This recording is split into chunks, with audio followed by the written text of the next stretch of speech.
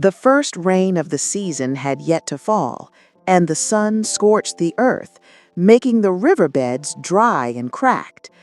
In a small village by the great winding river, there lived a young girl named Amara. She was kind, gentle, and bright, but one fateful night, her heart had led her into a love that society deemed forbidden. When the child was born, her joy twisted instantly into fear. The villagers' eyes would not forgive, and shame burned hotter than the midday sun. In desperation, she carried her newborn to the river's edge. The baby's tiny hands reached for her, but fear had hollowed her heart. She whispered a trembling apology and let him slip into the water, watching the current swallow him whole. Then she ran, tears blinding her, praying that no one would discover her shame. But the river was alive. Deep beneath its shimmering surface, where sunlight barely touched, lived a mermaid named Naya. Her hair flowed like ribbons of midnight, her eyes held the depth of oceans, and her heart had room for every lost soul. When she felt the river's cry, she plunged beneath the surface and found the baby, cold and gasping. With gentle hands, she lifted him, sang to him in a voice older than the rivers themselves, and breathed into him the magic of the sea. The child's eyes opened, wide and curious, and he smiled at her. Naya held him close and whispered, "You are mine now, child of the river and the sky. You will know love, knowledge, and freedom here, and no harm shall ever touch you." She named him Kalu. Kalu grew among the coral forests, learning the songs of whales, the secrets of the currents, and the ways of the fish. Naya and her kin taught him courage, wisdom, and kindness, raising him as their prince. The sea became his home, and he never knew hunger, fear, or shame, only the boundless love of those who had rescued him. Far above, on the land where Amara had fled, life had moved on. She married a powerful king, a man of honor and vision, hoping to secure her place in the palace and bring an heir to the throne. But years passed, and her womb remained barren.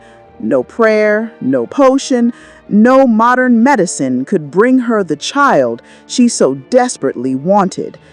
Desperation turned to sorrow, and sorrow turned to dread.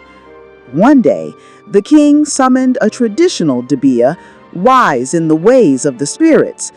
The Dibia, sensing a disturbance in the ancestral spirits, asked the secrets of the underworld. The spirits whispered, and the truth unfurled like a dark shadow. Amara had given birth once, then cast her child into the river. That act, they said, had left her womb closed to life. The Dibia instructed Amara to make a pilgrimage to the river to offer heartfelt apologies and sacrifices to the spirits, to the mermaid, and to the child she had abandoned. Trembling, Amara knelt at the riverbank under the silver glow of the moon.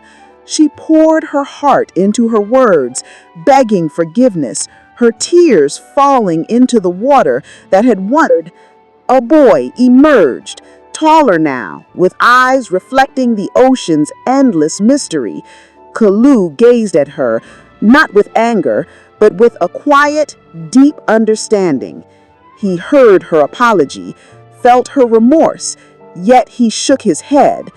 "Mother," he said, his voice like waves against stone, "I am of the sea.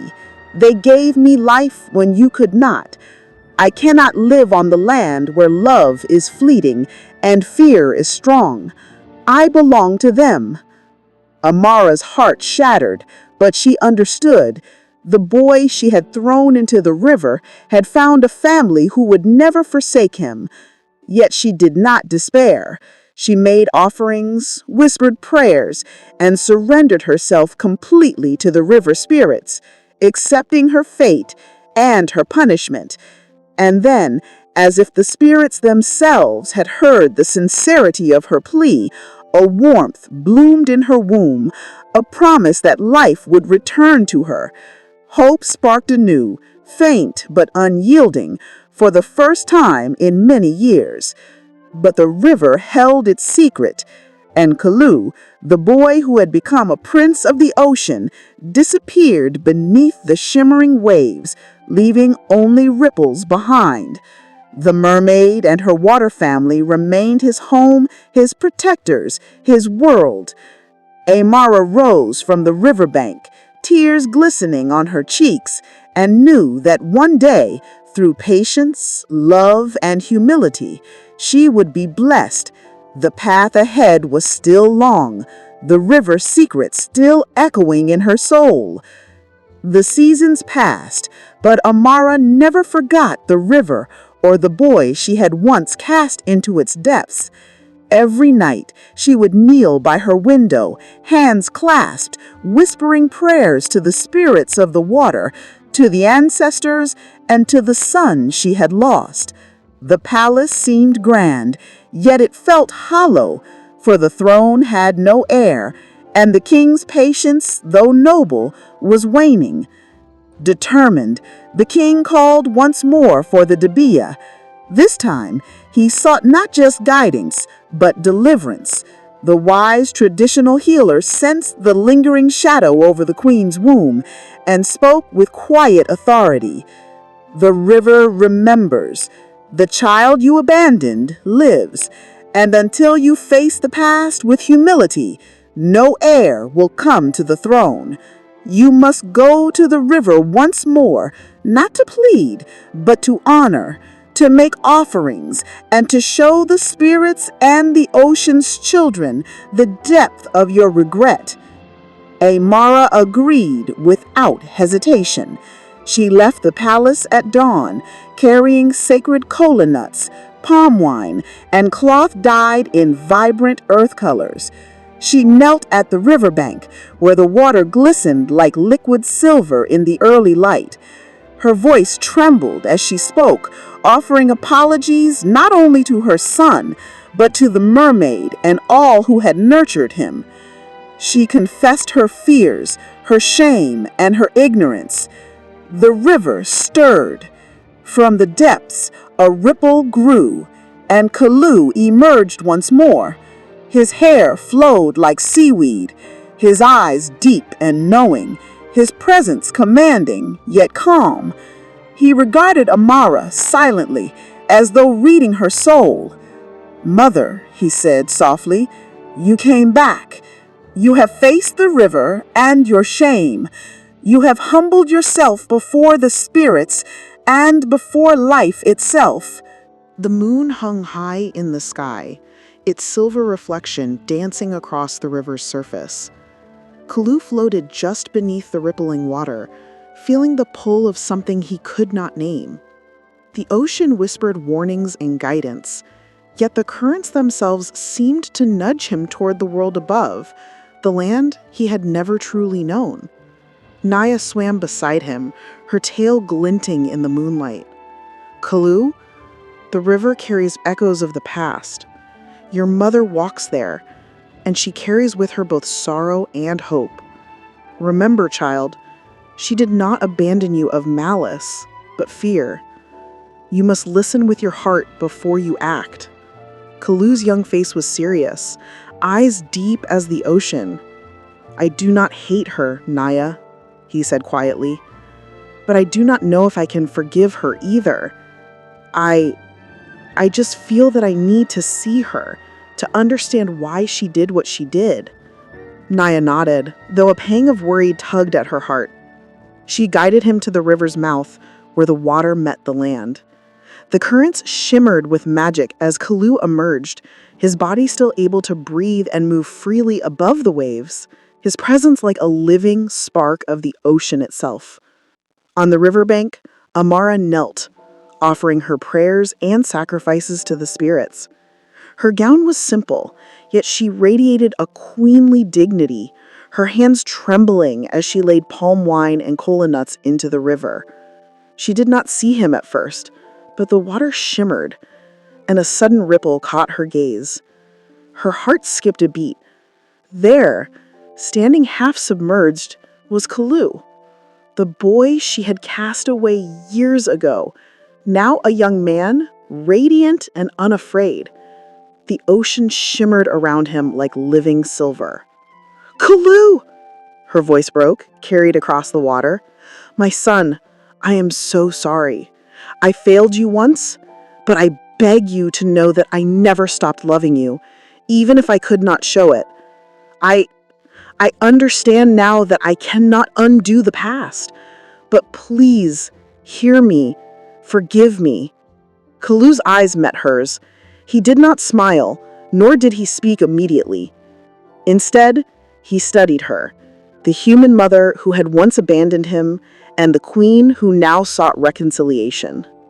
Around him, the mermaids and ocean creatures swirled protectively, their presence a reminder that he belonged first to them. Finally, he spoke, his voice carrying the calm authority of the waves. "Mother, I see your heart. I feel your sorrow, and I accept your apology. But I cannot live on the land. This world, it was not the one that raised me. Those who gave me life, who nurtured me, never abandoned me. They are my family." Tears streamed down Amara's face. She bowed her head to the river, whispering her gratitude for even this moment of forgiveness. "I understand, my son. I only ask that you always remember that you were loved from the very beginning, even if I could not show it." Kalu nodded, and with a powerful stroke, he dove back beneath the water. The mermaids rose to greet him, their song filling the river with magic and life. Amara watched the ripples fade, a bittersweet ache settling in her chest. She had gained forgiveness, but she had lost her first child to the ocean forever. And yet, as the river whispered around her, she felt a warmth bloom within, a sign that life, hope, and magic still worked in mysterious ways. Her time of barrenness ended, and soon she would give birth to the heir of the throne, but a part of her soul would always remain beneath the waves, with the son she could not take back, and the ocean that had loved him more than she ever could. The palace resounded with life and anticipation. Months had passed since Amara's pilgrimage to the river, and the queen now carried the long-awaited promise of life within her. Word of her pregnancy spread like wildfire through the kingdom, bringing joy to the people and relief to the king. The halls, once heavy with sorrow, now hummed with hope. Amara moved carefully, aware that every step carried the weight of past regrets and future expectations. She had learned humility, patience, and the value of forgiveness, and her heart had softened in ways that even the grandest palace could not contain. Yet every night, she would sit by the window overlooking the river, sending silent prayers to the ocean. Prayers not only for her child, but for the son she had lost, the boy now a prince beneath the waves. Finally, the day came. In the quiet hours before dawn, amidst the flickering light of oil lamps and murmured prayers of the palace attendants, Amara gave birth to a son. The child's cry filled the room, a sound so sweet and strong it seemed to echo across the lands. The king wept with joy, lifting his heir into the air, and Amara felt a love so deep it mended the ache of years spent longing and sorrow. "This child," she whispered, tears streaming down her face, "is a blessing, a promise of hope, and the future of our kingdom." Yet, even in this moment of triumph, a part of her soul remained tethered to the river and the ocean beyond. Deep beneath the surface, Kalu felt the stirrings of life above, the birth of his half-brother. Though he had no desire to leave his ocean home, a strange ripple of curiosity and something heavier, perhaps destiny itself, tugged at him. The river, his first home, carried news in currents that only he could feel. Naya, sensing the shift in the water, swam to Kalu's side. "Child of the river," she said gently. "Life above stirs. Something has changed. The child has been born, and the spirits whisper that the two worlds are now linked more tightly than ever. You must decide what your heart calls for paths may cross in ways you cannot yet foresee." Kalu dipped beneath the waves, observing the currents that led toward the surface. The ocean shimmered, alive with possibility, but he remembered his mother's face, her apology, and the life that had nurtured him. His heart was a river of conflicting emotions: love, loyalty, curiosity, and the faintest whisper of longing. Above, Amara held her son close, feeling both joy and an inexplicable ache. The river, calm and glittering in the moonlight, seemed to murmur secrets she could not yet understand. She knew that her first son, the child she had cast away, still lived, that the ocean had protected him, and that one day their destinies might converge. The palace celebrated, the kingdom rejoiced, and a new chapter had begun. Yet in the depths of the river, beneath the waves that glittered with magic, Kalu watched, listened, and wondered, his story far from over, his journey only just beginning. Beneath the shimmering waves, Kalu swam gracefully, his form cutting through the currents like a living arrow of silver and blue. The ocean, his home, was alive with color and song, schools of fish darting in harmony, corals glowing like lanterns, and dolphins leaping alongside him, their laughter echoing in the deep. Yet, despite the joy and freedom, a faint pull lingered in his heart, the pull of the world above. Naya observed him quietly. "Kalu," she said softly, "the currents speak of your bloodline, of the child born on the surface. You feel it because destiny stirs. One day your paths may cross in ways you cannot yet imagine. You must remember your strength in your home, but also your heart." Kalu paused near the river's mouth, watching the faint glow of the surface lights reflected in the water. Something had changed. The river seemed to hum with life, carrying whispers he had never heard before, voices of the living, echoes of laughter, the cries of a newborn. He did not yet understand, but curiosity tugged at him. One evening, as the sun dipped low and painted the river with gold, a young boy wandered near the riverbank. He was Amara's child, the heir of the throne, exploring the world with innocent wonder. Kalu watched silently, unseen, as the boy reached toward the water. A sudden slip could have sent the child into danger, but Kalu's reflexes were swift. With a surge of speed, he created a small wave, tipping the boy safely back onto the shore. The boy's eyes widened. Who did that?" he whispered, feeling a strange warmth in his chest, though no one was visible. Kalu, hiding beneath the ripples, smiled faintly. He could not yet reveal himself, but this small act of protection connected him to the world above in ways he could not ignore. The ocean hummed around him in approval, Naya's teachings blending with the rhythms of the currents, guiding him gently toward his destiny. Meanwhile, Amara felt an odd sensation while tucking her son into bed that night. A chill ran through the palace halls, as if a presence lingered, watching, protective yet distant. She whispered a quiet prayer to the river spirits, thanking them for watching over her family, unaware that her first son, her child of the river, was near, an invisible guardian, shaping the threads of their lives.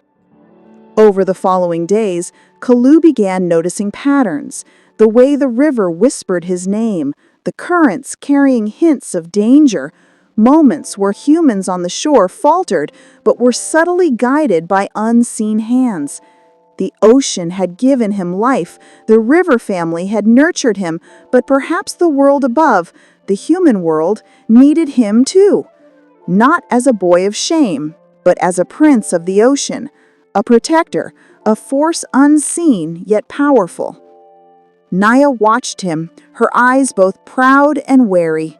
"Remember, Kalu," she said, "your heart may call you to the surface, but do not forget who made you. Your mother waits, your past waits, but above all, you must remain true to yourself and to those who raised you. The day will come when the river and the land meet, and you will have to choose." And so, Kalu continued to swim beneath the glittering waters, invisible to the world above, yet subtly shaping it.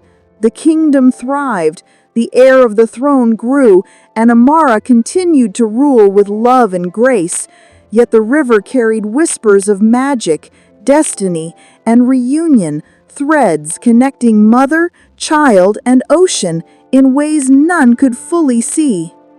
The ocean had claimed him, the river had raised him, and the surface world had begun to beckon. The kingdom had grown strong under Amara's guidance, yet shadows lingered on the horizon. A sudden drought struck the land, rivers dried, crops withered, and fear whispered through the palace halls. The king called for prayers, offerings, and all remedies known to man, but nothing seemed to restore the failing waters. Far below the surface, Kalu felt the river tremble with distress. The currents carried the pain of the land, the cries of the people, and the urgent pull of life in danger. His heart stirred, not with desire to return to the surface permanently, but with the call of duty. The ocean had given him strength, and the river had once given him life. Now it called for his protection. Naya approached him, her eyes reflecting both pride and concern. "Kalu, the human world suffers, yet you are not of it. Be careful. Aid may be needed, but do not lose yourself above the waves." Kalu nodded, diving to the river's mouth. Rising to the surface, he extended his hands over the water. Waves surged, twisting and shimmering with a silver-blue glow, and the river began to fill again. Fish leapt, and the riverbanks sparkled as if the heavens themselves were blessing the land. Villagers and palace guards watched in awe, whispering of magic. From the palace, Amara watched the miracle unfold, her heart skipping a beat. The river, once ordinary, now glimmered like living light, twisting and curling with power.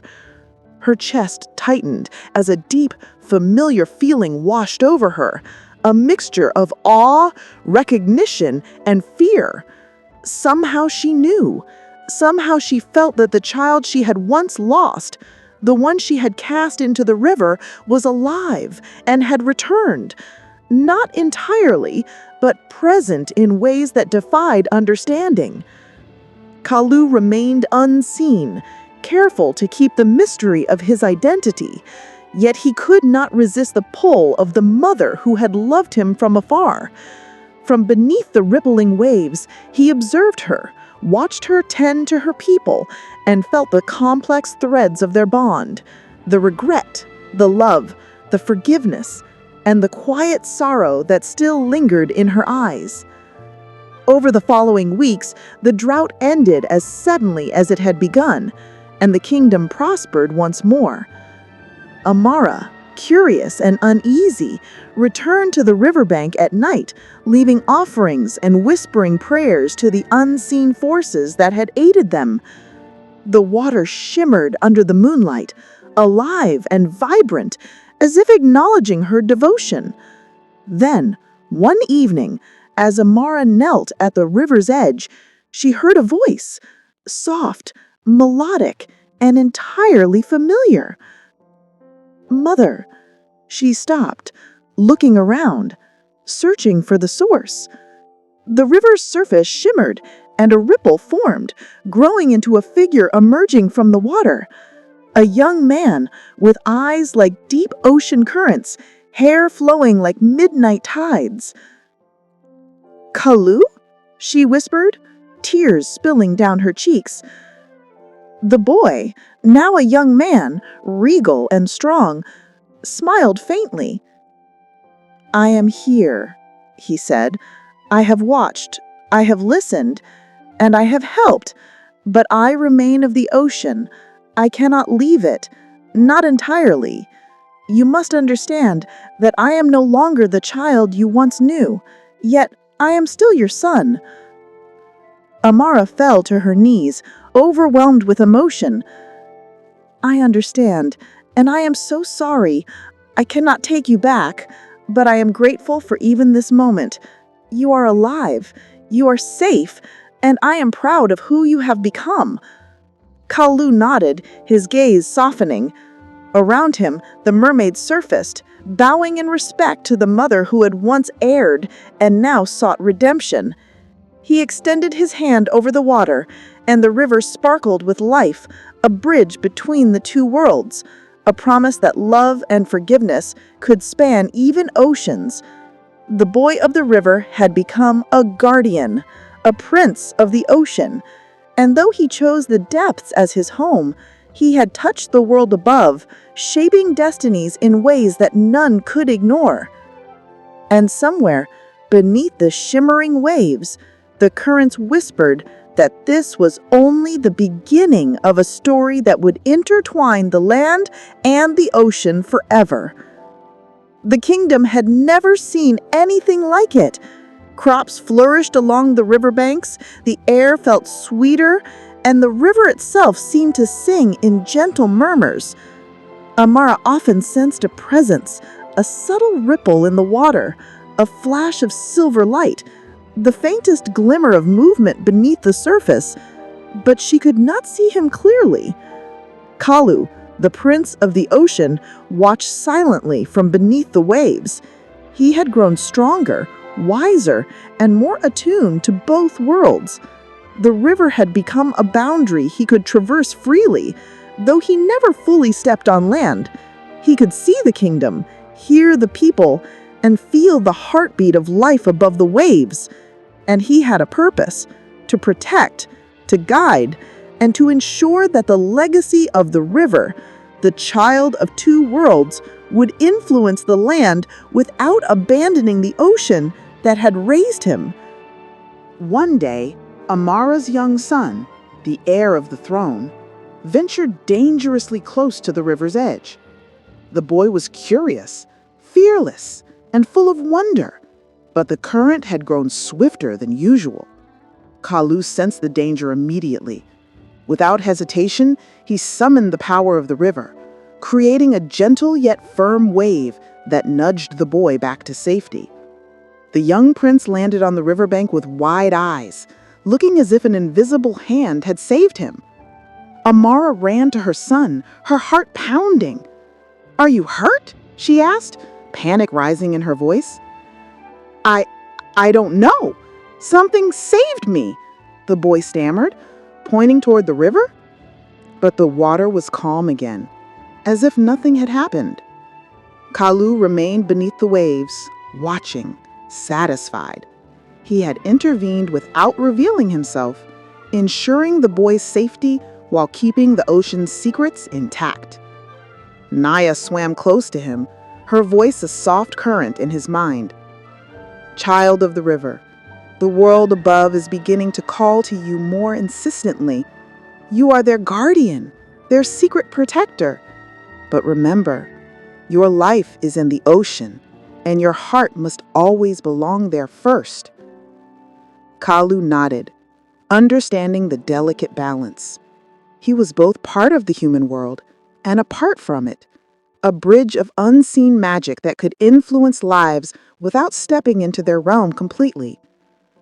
That evening, Amara returned to the riverbank, clutching a small offering in her hands. She whispered to the water, her voice trembling. "To you who watches over us, thank you. For the child you saved, and for my son who walks in safety. I do not know who you are, but I am grateful." Kalu rose beneath the moonlight, just enough for her to see the faint shimmer of a human shape in the water. He did not speak, but his presence radiated calm, protection, and reassurance. Amara's heart leapt with recognition, though she could not place it. Deep inside, she knew the river held a secret, a guardian born of her own past, yet beyond her reach. Over time, Kalu continued to protect the kingdom. He guided fishermen safely through treacherous waters, helped lost travelers find their way, and ensured that the river remained fertile and strong. The people began to whisper of the river spirit, a mysterious guardian whose magic saved them in ways no one could explain. And all the while, Kalu remained loyal to the ocean and to Naya, his mermaid mother, who had raised him with unwavering love. He knew that one day, the surface and the sea might collide in ways that demanded a choice between the family of the land and the family of the ocean, between a life he could walk and a home he could breathe. The river sparkled under the moon, carrying whispers of destiny, magic, and reunion. Kalu had become more than a child of the river. He had become its secret prince, its unseen guardian, and the living bridge between two worlds. Wow, what an adventure for Kalu! But the story isn't over yet. Part 2 is coming soon, and you definitely don't want to miss it. What do you think will happen next? Will Kalu betray the river that saved him when his earthly mother abandoned him? Or will he stay loyal to his underwater family who truly loves and cares for him, while still balancing the love he has for his land-born mother? Drop your thoughts in the comments below. We can't wait to read them. And don't forget to subscribe, like, and share this video to encourage us to bring you more amazing stories like this one.